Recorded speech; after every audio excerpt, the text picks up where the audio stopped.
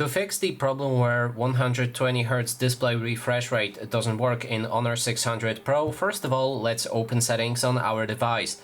Next step is to navigate to the display, because here we can find the display refresh rate. So it's obvious if you have a high option selected, which will try to reach 120Hz all the time, then it should work, but there's a few different settings that may break it, and that way you won't be able to reach that 120Hz. So first thing is manage apps using high refresh rate.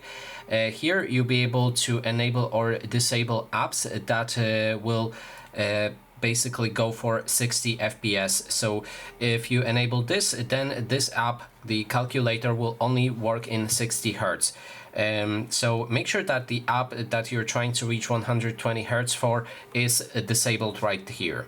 Now if we go back, we'll be able to find the battery options, and inside there's a battery mode.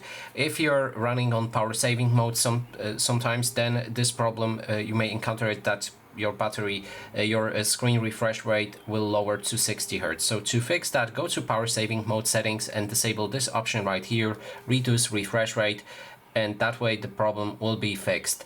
And that is basically everything. Thanks so much for watching.